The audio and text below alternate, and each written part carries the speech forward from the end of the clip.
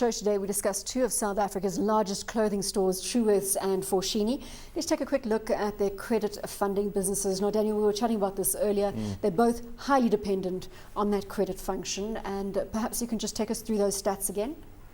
So about in the 60% of Foschini sales come from credit, whereas with Truworths it's over 70%. So a significant portion of sales, as you can see, from credit. And it's important in this LSM grouping. Yes, but I actually thought when I looked again at the details that these credit books would be much larger. Both of them, I think, have outstanding credit book, that's money advanced to customers, of around 5 billion rand, which I actually thought was quite small considering the scale of their turnover and so on. But what it suggests is that they've got like a loyal customer base that they give a little bit more credit to.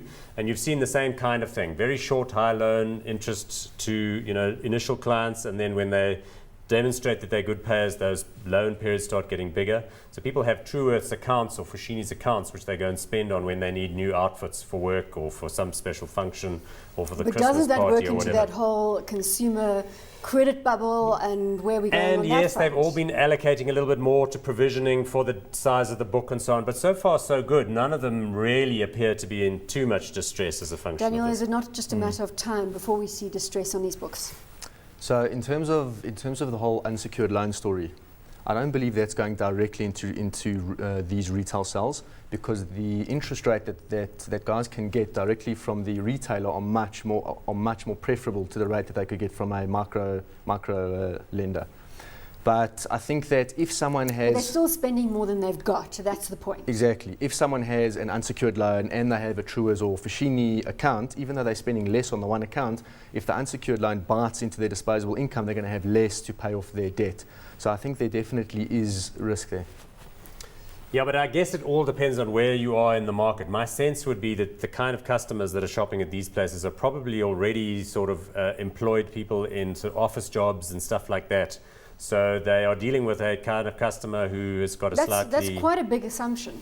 It is easy to get credit at both Foschini and Truworths. What I mean by that is it's not construction workers and manual labourers who are shopping at Truworths Man. It's people who work for the bank or the post office or teachers or people of that nature. So clearly those kind of people may be losing jobs, maybe experiencing financial stress.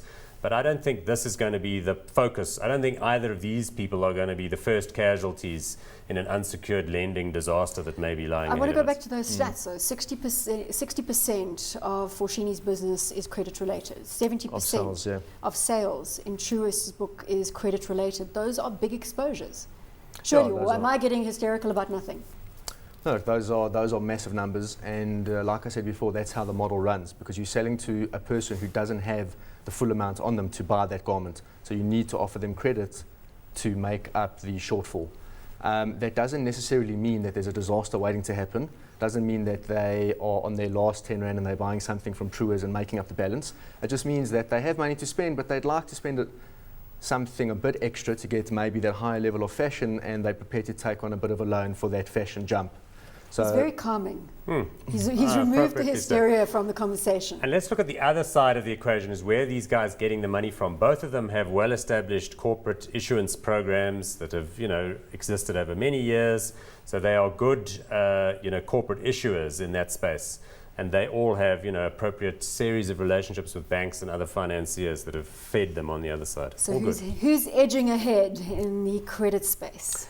What about RCS, sorry to say? I mean, Foschini owns a business called RCS in partnership, with Standard Bank, I think? Standard Bank, yeah. That's another party that provides consumer loans to other third parties. So they've actually got a whole separate division. A bit of a bigger footprint in this space. Yes. But then again, Truworths, under Michael Mark, who's been the CEO there since '91, really almost pioneered, the lending operation.